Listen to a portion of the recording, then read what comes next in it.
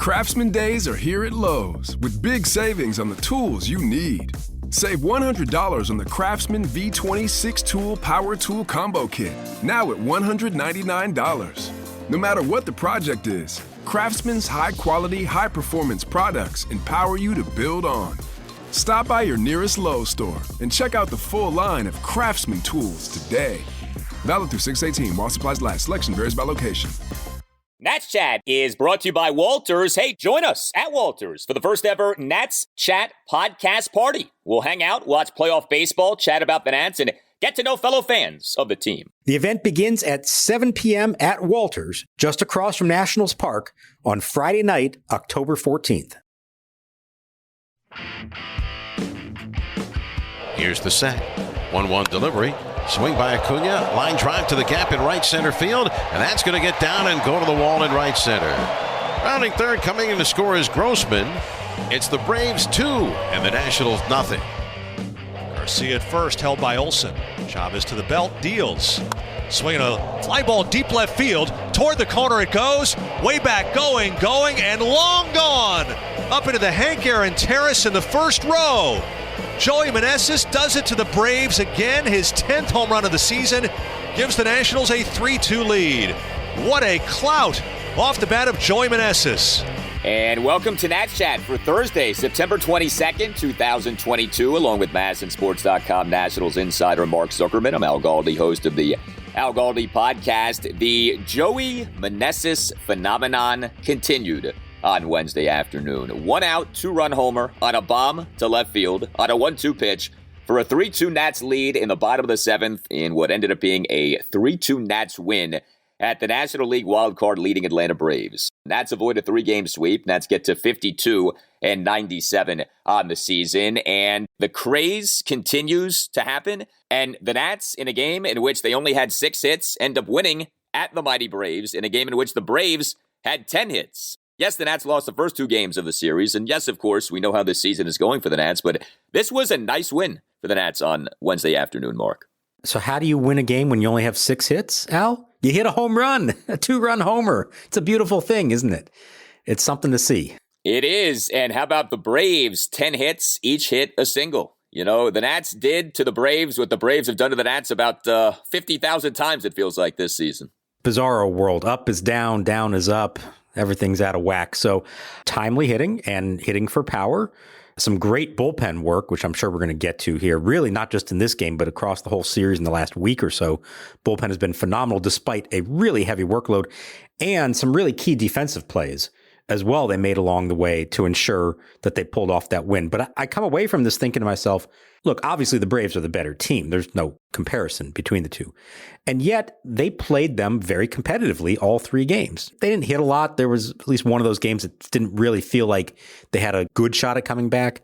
But they were basically in all of these games and finally pulled this one off. And it's, to me, a really striking difference now versus earlier in the summer when they faced each other, where you knew in the 4th inning they were not going to win this game. Whereas in this case, they were competitive all the way through it. And I think it's a credit to the way they're playing baseball right now.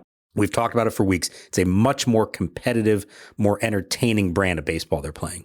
Nats are playing better. You know, I got to say, the Braves were not overly impressive, especially over the final 2 games of this series. A lot of sloppiness, errors, base running mistakes, etc. I mean, the Braves are a really good team. We get that. But Atlanta was not at its best these last 2 games. And, you know, you do wonder if Joey Meneses had been on the Nats for the entirety of the season, what would his season look like? Because we're now at a point where, you know, the idea of like, well, the league is going to catch up to Joey Meneses and teams are going to have ample tape on Joey Meneses. I mean, look, he's now been up for 187 plate appearances. I mean, the tape is out there, okay? Like, if there's a flaw, you would think that that flaw would have been exploited by now. And instead, all this guy does is continue to hit game in, game out. He in this game on Wednesday afternoon, 2 for 4 with that 2-run homer, a single, and an intentional walk. You know, it's funny, I brought up to you the other day that Meneses never draws walks. Well, he's drawn an intentional walk in each of the last 2 games now. He's starting to get some of the Juan Soto treatment, which is interesting. But Meneses in this game on Wednesday afternoon, top of the 1st, a 2-out first pitch single to center field. Top of the 5th, he drew a 2-out intentional walk. And then came the homer. And, I mean, you know, you can't overstate in this game how big of a moment this was. A 2-run 7th, a 1-out 2-run bomb to left field on a 1-2 pitch, 400 20 feet per Statcast. Joey Meneses now over those 187 plate appearances since being called up by the Nats on August 2nd.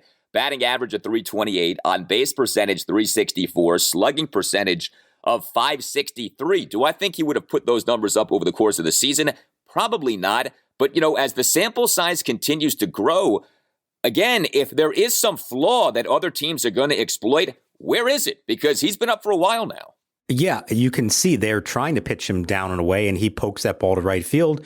And then when he does get a pitch on the inner half, he turns on it. And he hit that thing a mile. There was no doubt where that one was going off the bat. So this is 43 games now that he's played in the big leagues since August 2nd. So just slightly more than a quarter of a full 162 game season. He's got 57 hits and 10 homers. Look at it this way. He's essentially on pace over a full season to have 215 hits and almost 40 homers. Now, again, that's, 1/4 of a season. There have been plenty of guys in the history of baseball who've looked great for a quarter of a season, but have not proven they can do it over an entire season. That said, we've reached the point where we're past that initial honeymoon phase. This is extending longer than that now. They've had time to adjust. He's had time to adjust. The numbers, I think, speak for themselves. Would he do that? If he played this whole season, would he have finished with 215 hits and 38 home runs? Probably not. But until he proves otherwise, this is who he is right now. So much so, the Braves obviously respect it because, like you said, 2 days in a row, they decided, you know what, 2 outs, first base open, we're not letting Joey Meneses beat us. And that says a lot about him. It also says a little bit about who was sitting behind him and the rest of the lineup. But that's an incredible amount of respect for a guy 43 games into his big league career. Well, and to draw the comparison to someone who kind of sort of did this last year for the Nats, Lane Thomas. So he hit really well over the final 2 months of the season. We had the conversation of, okay, what does this mean? How real is this?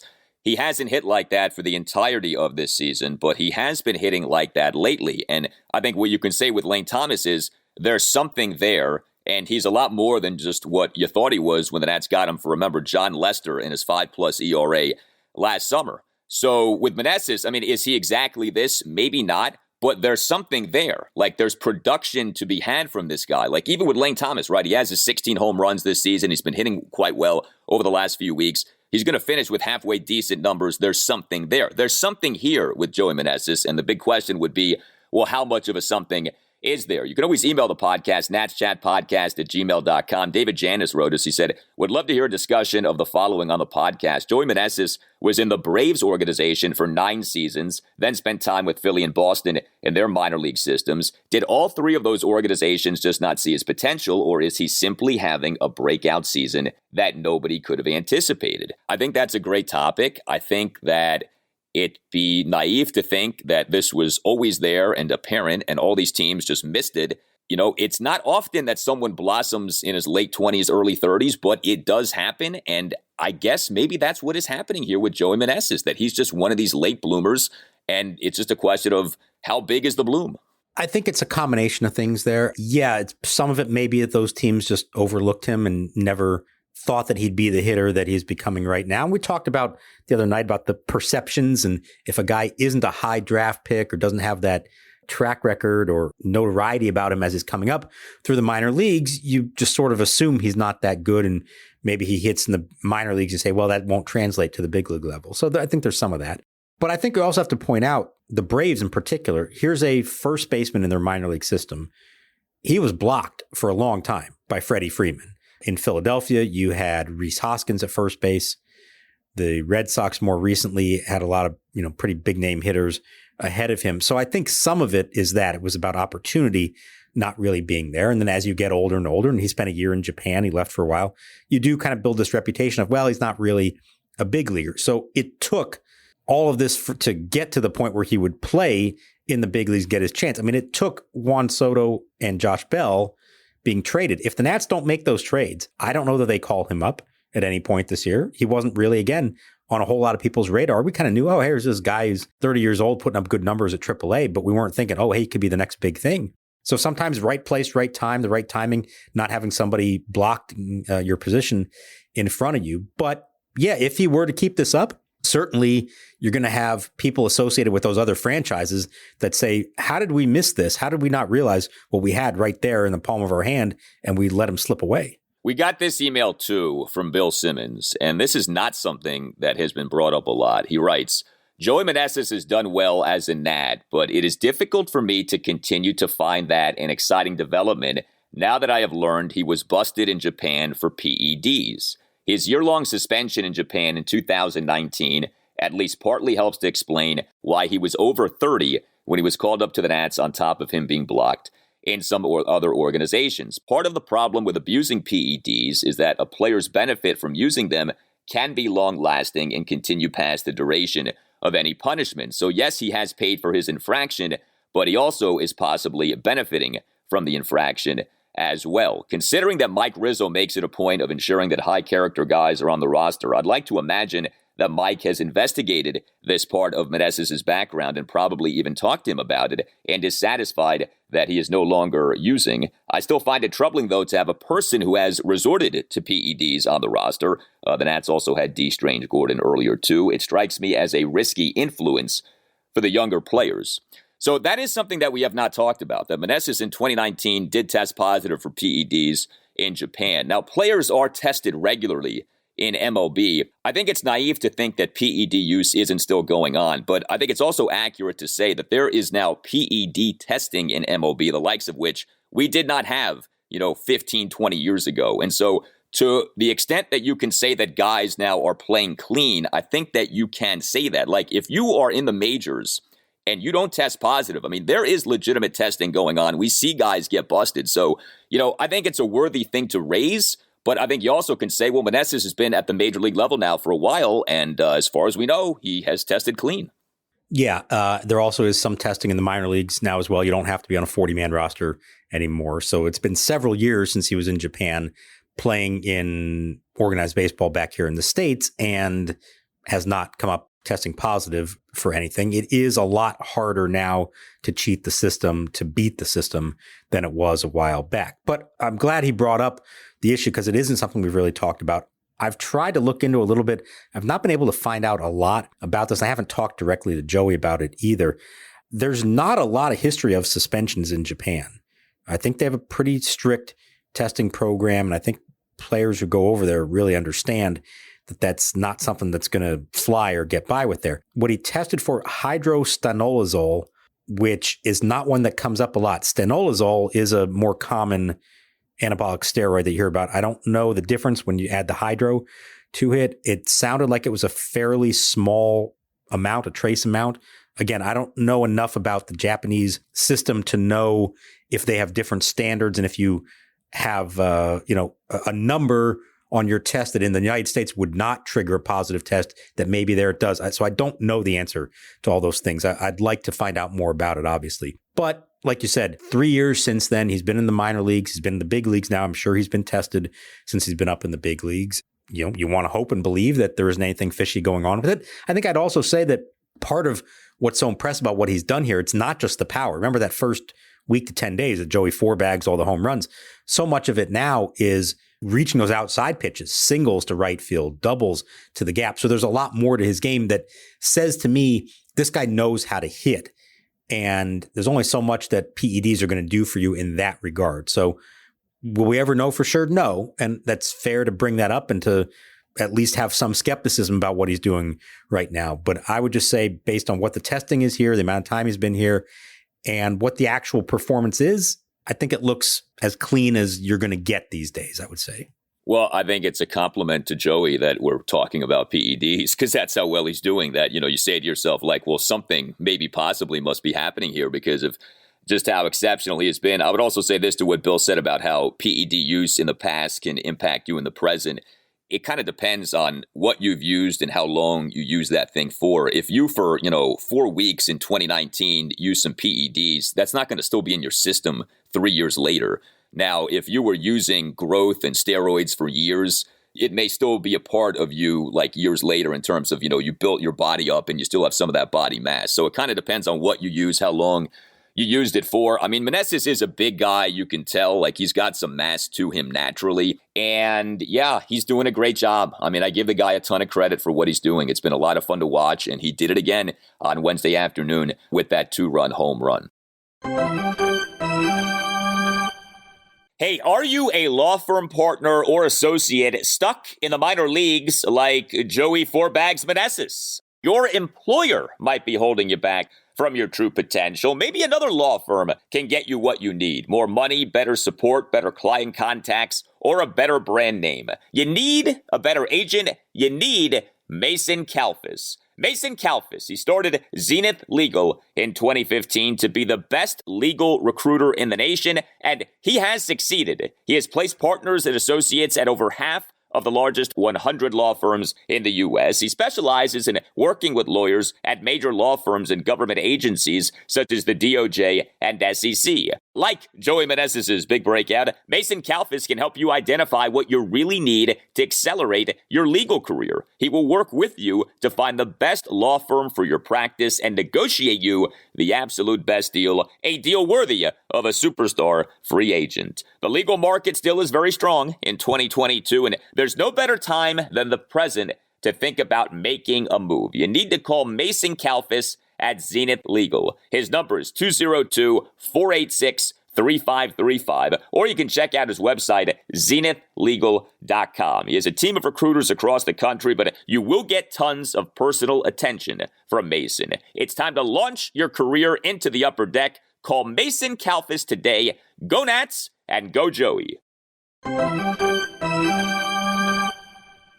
Now the set. Here's the pitch. Swinging a line drive into left center field. That's going to be a base hit for Barrera. Speeding around second. Palacios heading for third. Up with the ball is Harris. Will get the ball in on a hop to second base. And Trace Barrera is 2 for 2. So there was something else about the Nats offense in this game, in addition to Meneses hitting the homer and the team totaling just 6 hits. You had both Josh Palacios and Tres Barrera in this Nats lineup on Wednesday afternoon. I don't know if Davey Martinez got held hostage prior to the game or what. I mean, these are two guys who Davey just has refused to play. He played them both. And the guy who really stood out was Tres Barrera. Understand, the Nats on September 1st recalled Tres Barrera from AAA Rochester as part of the expansions of Major League rosters. He had not appeared in a single game since then. Even with Keibert Ruiz on the 10-day injured list with the testicular contusion, all we had seen at catcher for the Nats were Riley Adams and Israel Pineda. Well, we finally did see Tres Barrera play on Wednesday afternoon. He was the Nats starting catcher, and he ended up having a pretty good game. He went 2 for 4 with 2 singles and 1 for 2 on runners trying to steal. Top of the 30 at a 1-out single up the middle on a 1-2 pitch that got fielded in shallow center field, and then Barrera slid headfirst into first base, which, by the way, my understanding is you're never supposed to do, and yet Barrera did that. And then Barrera in the Nats' 1-run fifth had a 1-out single to left center field on an 0-2 pitch, so single on a 1-2 pitch, single on an 0-2 pitch. And then Barrera in the bottom of the 7th threw out Vaughn Grissom on an attempted steal of second base for the 3rd out to complete a strike him out, throw him out double play, with the Nats nursing a 3-2 lead. And I tell you, we could do an hour on that 7th inning. Carl Edwards Jr. tossed a scoreless bottom of the 7th that concluded with a 12-pitch plate appearance by Dansby Swanson that resulted in that strike him out, throw him out double play. So I guess if you're Tres Barrera, you've been up in the major league level for weeks, you haven't played at all, you got to make the most of an opportunity like this. And he did that on Wednesday afternoon. Yeah, you better believe he did. And, we talked the other day about, why hasn't he been playing? And maybe the Nats have just kind of already decided they know what he is and don't need to see a lot more, which doesn't speak very highly of him and his chances in the long term. Finally gets the opportunity, you better make the most of it. And he certainly did, those couple of hits. On the head first slide, the only time you ever do that going into first base is if you think there's a chance you're going to be avoiding a tag. If it's a high throw or an offline throw and the first baseman might try to catch it and swipe the tag, then you try to dive underneath it. But it does not get you to first base any faster to dive than it would be to run straight through it. But good for him, it worked out. That throw on the double play caught stealing, only the 3rd base runner he's thrown out in 34 attempts in the big leagues the last 2 seasons. So that has been a problem area for him. That was a perfect throw by him, a great tag as well by Garcia. So a lot of good things from him in that game. And that at bat, the 12 pitch at bat, I thought even they got out of it, I thought that was going to end up costing them in the end, because you knew that Carl Edwards is in there for probably 2 innings in this game. They were talking about it on the broadcast going into that inning. And Dansby Swanson's fouling off everything left and right. He gets up to 12 pitches. And great job to get out of it. He finally got him on a changeup after throwing nothing but fastball. But I'm thinking to myself, he burned up so much just to get out of that one chances are he's not going to be able to get through another inning. He wound up having a long 8th inning as well with a lot of harrowing moments. Got out of that one thanks to some defense and some base running mistakes by the Braves. That to me was the whole game right there. That great job by Meneses to give him the lead, but with a bullpen that you knew was taxed, overworked, running on fumes at that point. Carl Edwards, and with help from his defense, found a way to get through those 7th and 8th innings and get the ball to Kyle Finnegan for the 9th. Yeah, the bullpen was good, but the bullpen did put guys on base. Edwards in that bottom of the 8th inning, scoreless 8th inning, despite giving up 2 singles and a walk. You had Andres Machado tossing a scoreless bottom of the 6th, despite giving up back-to-back 2-out singles. While we're talking, though, about the head-first slide of Tres Barrera into first base, so we got what I thought was a really good email from Bob Appel the other day. Again, you can email us, natschatpodcast@gmail.com. He says, I have a question about the new rules for next year, and I can't seem to find a clear answer. With the bases becoming larger, will first base become 3 inches closer to home? I believe that home to first is 90 feet measured to the back of the first base bag. So that would mean with the base 3 inches larger, the front edge of the base will be 3 inches closer to home. Could this lead to more infield singles? Do we know, is the bag going to be positioned differently now that it's bigger and might reduce that distance between home to first? Have you heard anything on that? Because I have not. I have not heard specifically that, and you're right. And for people who don't know, it's not 90 feet to the front edge of the base, like the breeder points out. It's 90 feet to the back edge of the base. So that is important in this regard. Are they going to keep that as 90 feet, which then does bring the front edge a little bit closer? I do know that they've talked about one of the reasons for this, in addition to player safety, is to make the distance between first and second and third a little bit closer, to try to encourage more stolen base attempts. And it may not sound like much, but think about how many bang plays there are on stolen bases. All of a sudden, 3 inches on both bases could make a big difference in going for it and maybe beating out more stolen base attempts. So if that is closer, then it would seem to stand to reason you want uniformity all around, that would bring first base slightly closer.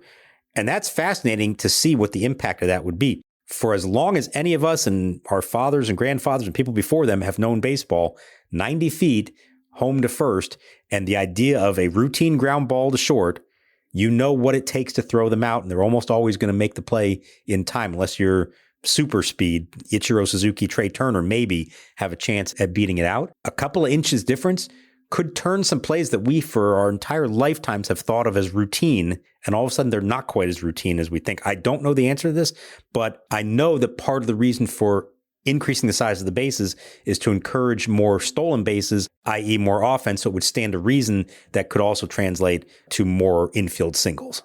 Yeah, that's a great question, Bob. We appreciate that. A few other things from this win for the Nats on Wednesday afternoon. Luis Garcia had the Nats' other extra base hit in the game. He, in the top of the 5th, had a 2-out first pitch double to right field. He finished with a double and a walk. Victor Robles on Wednesday afternoon made another great defensive play. He did go 0 for 4 with 3 strikeouts, but he, for a second consecutive game, had a real standout defensive moment. Now the pitch. Cunha swings, hits it in the air to shallow center. Robles coming hard. He will get there to make the catch, loses his footing, pops up, firing back to first. It's a double play! Grissom could not get back. Another spectacular play by Victor Robles in center field. This was a no-hop throw. I mean, Robles fired a bullet to Meneses. What a play that was. I mean, again, 0 for 4 with 3 strikeouts, but tremendous defensive play. Remember Robles on Tuesday night, bottom of the 6th, Nats down 2-1, a terrific diving catch in the right center field gap of a 2-out liner by Travis d'Arnaud for the 3rd out. I mean, I think we know this. Victor Robles can play center field, but when it comes to the highlight play, nobody on the Nats has provided more in recent years. And even now, with his offense still a major issue and his future with the Nats very much up in the air, this guy can still do things that really very few outfielders in baseball can do. And that's why he keeps getting these opportunities to play, despite the fact we know the offense has just not been up to snuff, and the fact that he does make mistakes on the bases and also in the field.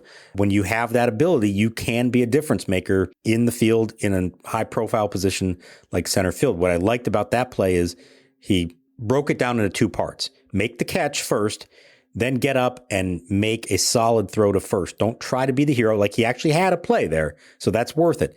Sometimes you'll see him try to do something like that, make the hero play when there's really no hope of anything.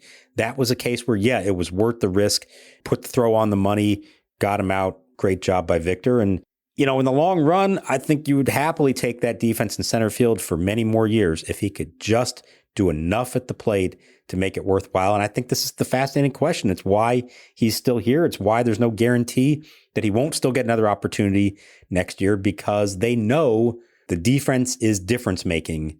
Can he just do enough offensively and cut down on the mistakes to actually make it all worthwhile? Yeah, I mean, it is the Danny Espinosa issue. It's the Michael A. Taylor issue. The defense is really good. And if he could just hit even at a league average level, he'd be an everyday player. But he can't do that, or he hasn't done that. And so that, of course, has been the big problem. Hey guys, it's Al Galdi for Window Nation. Pennant races in baseball are on, and Window Nation is coming through in the clutch. Think of Window Nation as the 2019 Nats. You right now can get new windows from Window Nation at half price. 2 free windows with every 2 windows that you buy, plus pay nothing with no interest until 2025. Visit windownation.com or call 866-90-NATION and make sure that you tell Window Nation that Al Galdi sent you. Lower your energy bills and raise the value of your home with new energy-efficient windows from Window Nation. Over 1,500 custom vinyl window options are available. And if you're wondering, well, do I need new windows? Well, if your current windows are sticky or drafty or cracked or hard to open or lock when the windows close, then you need new windows. Get yourself Window Nation windows and take advantage of this great offer. 2 free windows for every 2 windows that you buy, plus pay nothing with no interest until 2025. Visit windownation.com or call 866-90-NATION. That's windownation.com or 866-90-NATION. And make sure that you tell Window Nation that Al Galdi sent you. Nats Chat is brought to you by BetterHelp.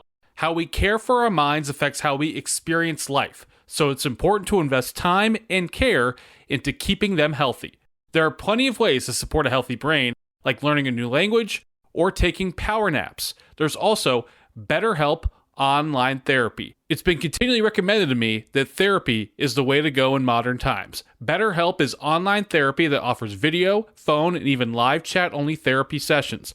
So you don't have to see anyone on camera if you don't want to. It's much more affordable than in-person therapy, and you can be matched with a therapist in under 48 hours. Our listeners get 10% off their first month at betterhelp.com/natschat.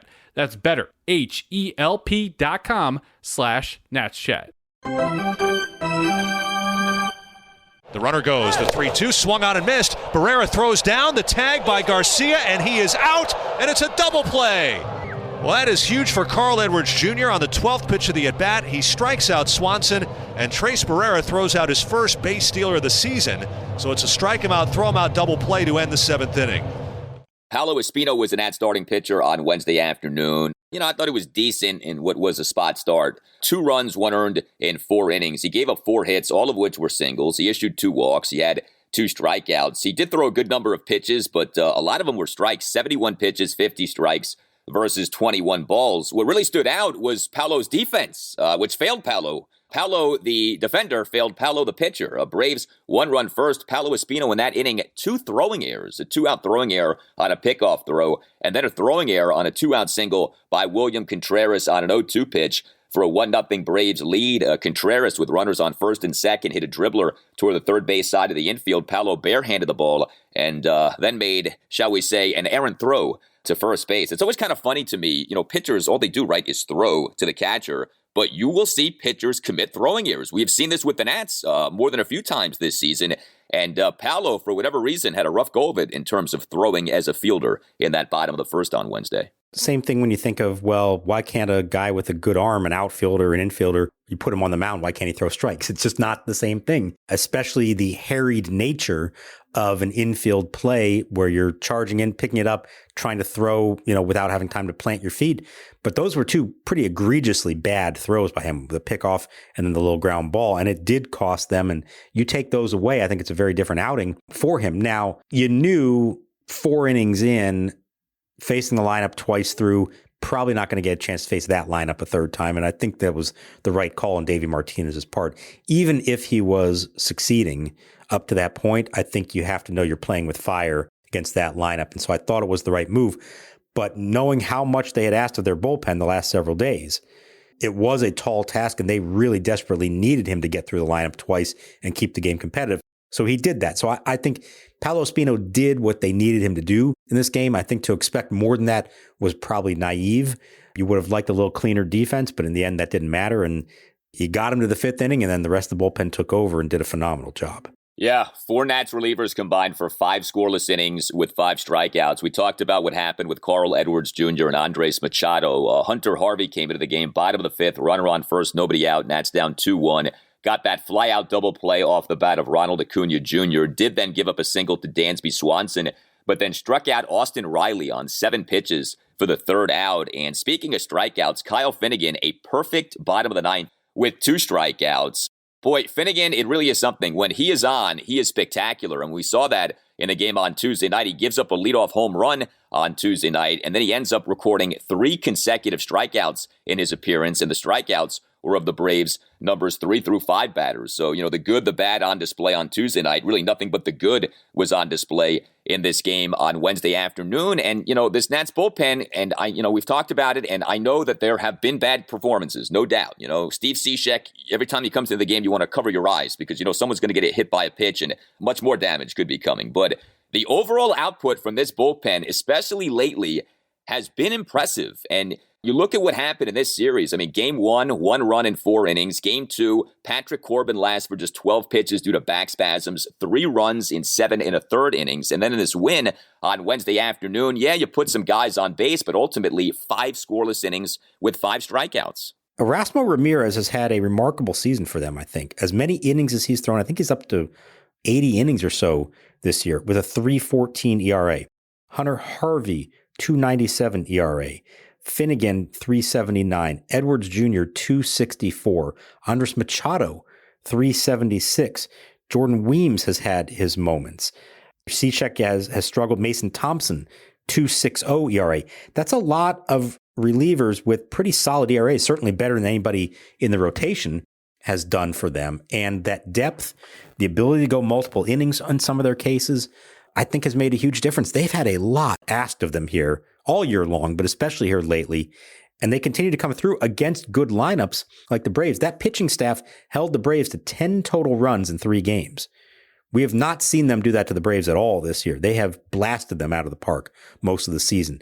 So to see that to me was really impressive from a group that you would worry this late in September would be on fumes, and they are not really showing that that's been a problem for them. The truth is that whereas Anibal Sanchez has been better lately, a number of Nats pitchers have not been that good lately. Josiah Gray has been struggling. Eric Fetty has been struggling. So the bullpen has had to shoulder a heavier burden. And the bullpen, in terms of better Nats pitching lately, it's been really Anibal Sanchez and the bullpen getting the job done because it hasn't been guys like Gray and Fetty and Patrick Corbin, even though Corbin has been a little bit better here in recent weeks. By the way, before we go, you were not on the last installment of the podcast. Do you think Corbin might be done for the season, that the Nats would use the back spasms as an excuse to shut him down? Or do you think that we're still going to see Patrick Corbin pitch? It sounds like, and I wasn't in Atlanta with them, but it sounded like that he was going to take a couple days, see how he reacted to it, try to throw a bullpen session. If that all went fine, then he'd be able to come back and pitch. I think it's an interesting question.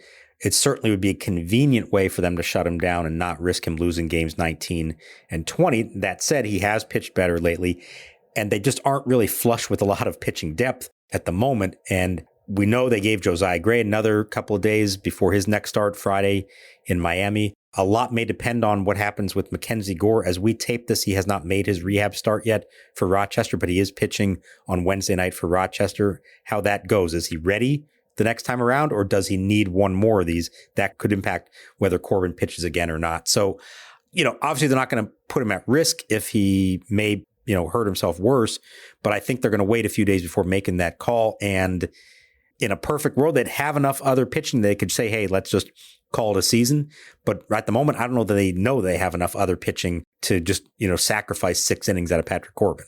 Yeah, it would be convenient, though, with him at 6-18. If you are sensitive about 20 losses, back spasms, what are you going to do? And, you could say, hey, Patrick, you pitched well in 4 of your last 5 true starts this season. So, it would allow you to sort of frame things as, well, he ended the season on a high note to whatever extent that matters. You tell us what you think. Hit us up on Twitter at @Nats_chat. You can email the podcast, natschatpodcast@gmail.com, including if you would like to sponsor the Nats Chat Podcast. Hit up Tim Shover's natschatpodcast@gmail.com. You can find us on Instagram at Nats Chat Podcast. You can get yourself a Nats Chat Podcast t-shirt by going to natschatpodcast.square.site. And don't forget, first ever Nats Chat Podcast Party, Friday night, October 14th at 7 o'clock at Walters, right across the street from Nationals Park. All Nationals radio highlights on Nats Chat are courtesy of 106.7 The Fan. We want to send a special salute out to Val, a very loyal listener of the Nats Chat Podcast. She, this season, has hit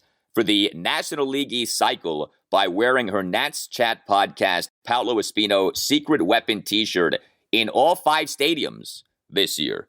That's pretty good. You wear the Paolo Espino Secret Weapon t-shirt in all 5 NL East stadiums in one season. I mean, she made a road trip that I didn't make. So all credit to Val, who I met at Nats Park a few weeks ago. She is among the most loyal of the diehard fans. We really do appreciate it. Glad you got to see a win, even though your kid, Paolo, didn't actually come away with the win himself. He's still looking for that first win, by the way. Is it going to happen before the end of the year? It's not looking great for Paolo, is it? I think this is one of those deals where you put Paolo into a game as a reliever for the sole purpose of getting him the win. You know, like, go ahead and do that. Try to finagle things with that. Paolo has earned it. You know, and Paolo, too, he's been jerked from starter to reliever so many times. He has stayed healthy, right? His arm has held up just fine. He never complains. Like, if anyone deserves a win, it's definitely our guy, Paolo Espino. All right, for Mark Zuckerman, I'm Al Galdi, and we'll talk to you next time on the Nats Chat Podcast. Finnegan sets. It'll be a payoff pitch to Acuna. Here it comes. Swing and a miss. He struck him out with a fastball at 99 miles an hour. And a Curly W's in the books here at Truist Park in Atlanta. 2 strikeouts in a 1-2-3 inning for Kyle Finnegan.